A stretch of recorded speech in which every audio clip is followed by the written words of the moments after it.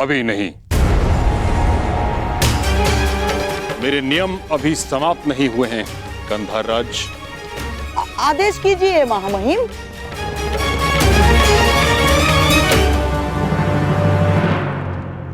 इस सभा में स्त्रियां प्रस्तुत नहीं होंगी।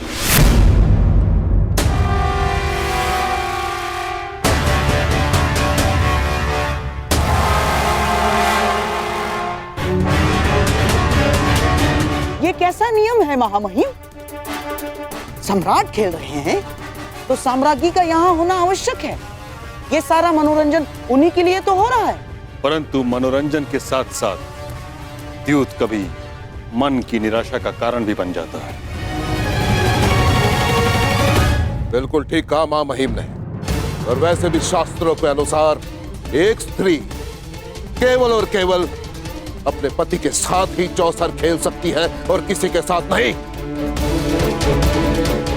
और यदि ऐसा ना हुआ तो मैं सर्वप्रथम इसका विरोध करूंगा। ठीक कहा गुरुद्रोण ने। जुए में लाभ हानि जय पराजय होती ही है और हानि का सबसे अधिक दुख स्त्रियों को होता है। जब ये मनोरंजन के कारण है तो किसी को दुख क्यों दिया जाए?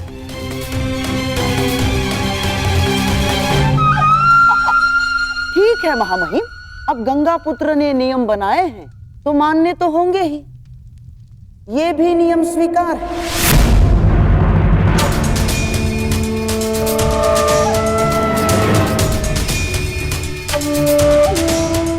स्वीकार है दुर्योधन।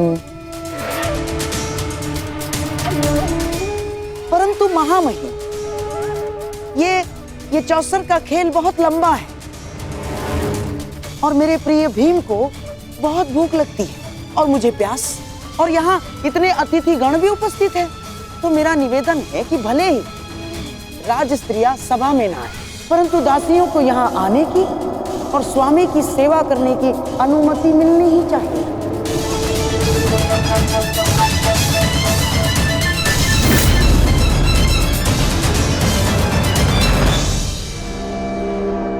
ठीक, दासियों पर यह नियम लागू नहीं होगा।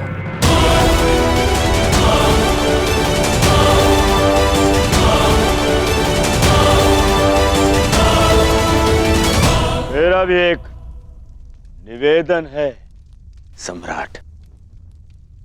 मेरी ओर से पासे मामाश्री फेंकेंगे।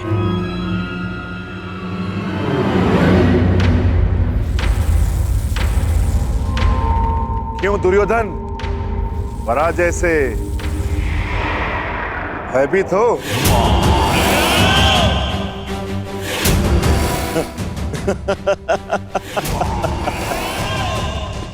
नहीं चाहता भीम, मैं सम्राट की विजय से भयभीत नहीं, परंतु क्या करूं,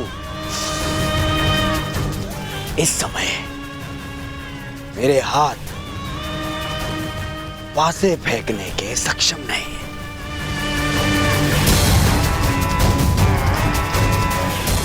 और यदि मैं हार गया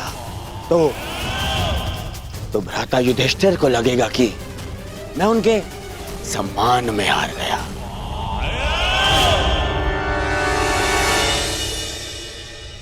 परंतु क्या द्यूत में यह नियम है कि पासे कोई और चले?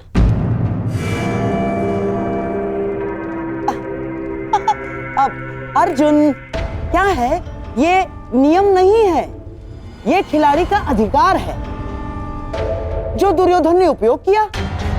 जैसे युद्ध में नहीं होता, लड़ते सैनिक हैं, पर विजय पर अधिकार किसकी होती है? राजा की। और फिर दुर्योधन तो केवल निवेदन कर रहा है अर्जुन। अब सम्राट की इच्छा कि वो अपने अनुज दुर्योधन का निवेदन स्वीकार करते हैं या नहीं? स्वीकार है। धन्य हो सम्राट, धन्य हो। सम्राट का मन इंद्रप्रस्थ जैसा ही विशाल है। बैठिए, पधारिए।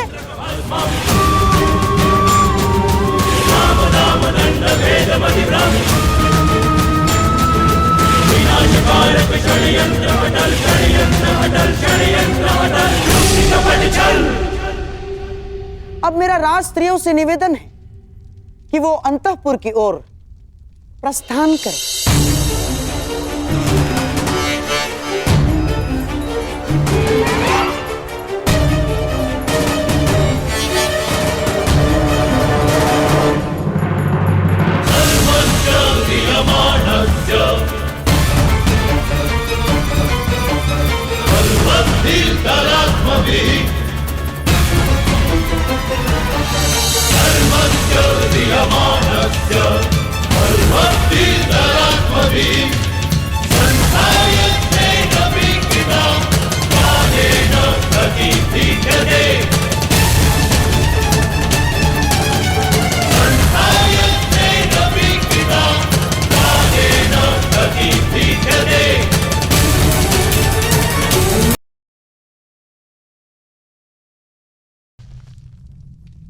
सम्राट, खेल प्रारंभ करें।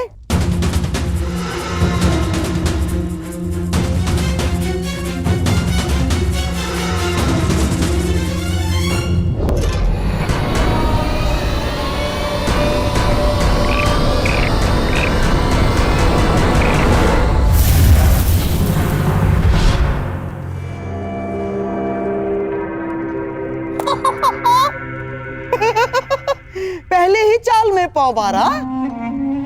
प्रतीत होता है कि भाग्य भी चक्रवर्ती सम्राट के अधीन है।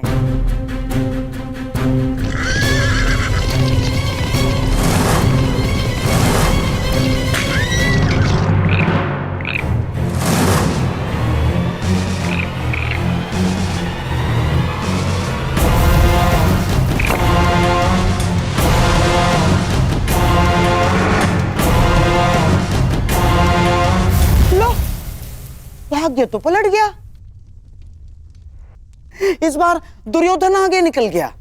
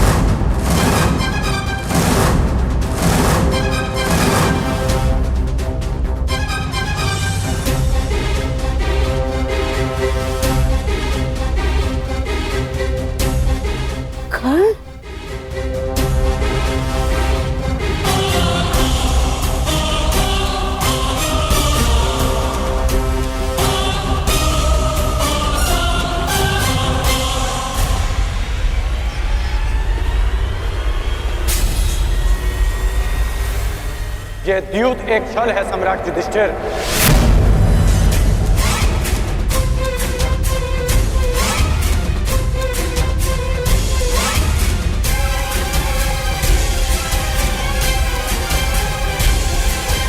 और गांधार राजद्यूत में आपका सब कुछ छीन लेना चाहते हैं।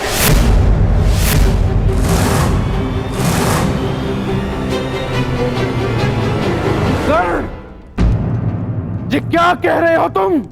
हाँ महाराज, इस समय चौसर पर आपका पुत्र और मेरा मित्र नहीं, गांधार नरेश शकुनी का भांजा दुर्योधन बैठा है।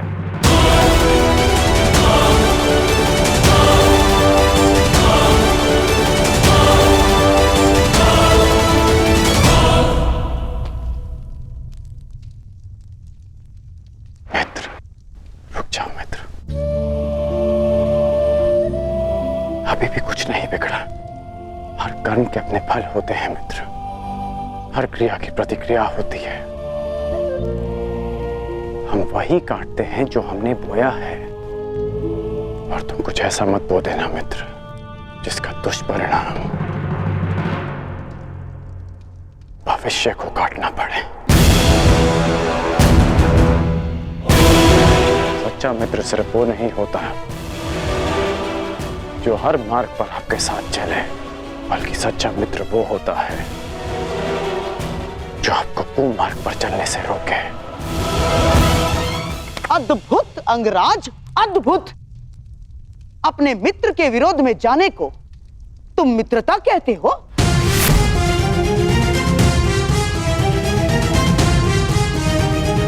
मित्रता का वृक्ष विश्वास, प्रेम और समर्पण की भूमि पर लगता है। आप केवल छल करना जानते हैं गांधार राज, और उस छल से अनेक शत्रु उत्पन्न करना जानते हैं। और इस समय भी आप छल से पांडवों का सब कुछ छीन लेना चाहते हैं।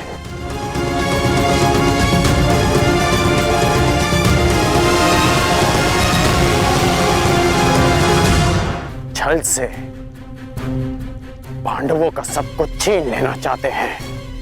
वाह अंगराज वाह। अब मैं इसे क्या कहूं? महान मित्रता या फिर सबसे बड़ा मिथ्या आरोप? ध्यान से देखो इस चौसर को अंगराज। सम्राट युधिष्ठिर दुर्योधन से सब कुछ जीतने से केवल एक पग दूर है। तुम्हारा ये परम मित्र दुर्योधन अपना सब कुछ हारने की सीमा पर खड़ा है, और तुम मुझ पर और दुर्योधन पर छल का आरोप लगा रहे हो।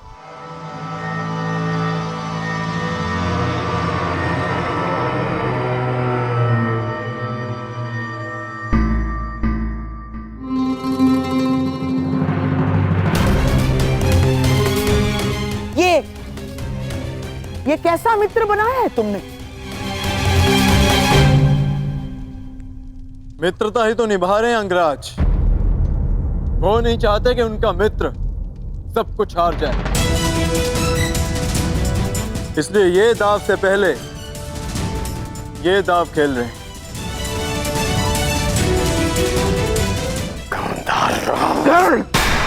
ये क्या कह रहे हो तुम? इस भांति राजसभा में आकर किसी पर लांछन लगाना सही बात नहीं है अंगराज। यहां सबके समक्ष खेल हो रहा है, कोई छल नहीं हुआ है। अब प्रलाप बंद कीजिए और शांति से अपना स्थान ग्रहण कीजिए। यहां मुझ पर सबसे बड़ा उत्तरदायित्व है, मेरे दुर्योधन को इस हार से बचाना। चाहिए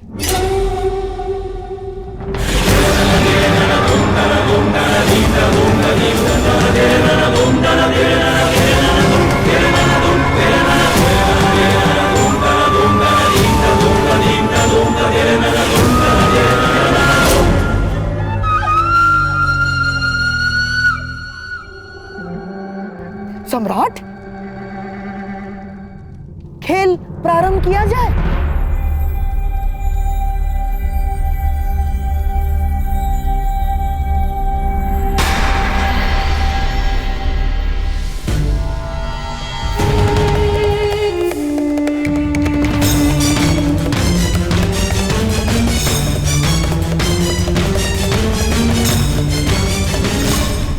बधाई हो जयेश, बधाई हो, आप विजयी हुए। अब बताइए अंगराज, क्या ये छल है?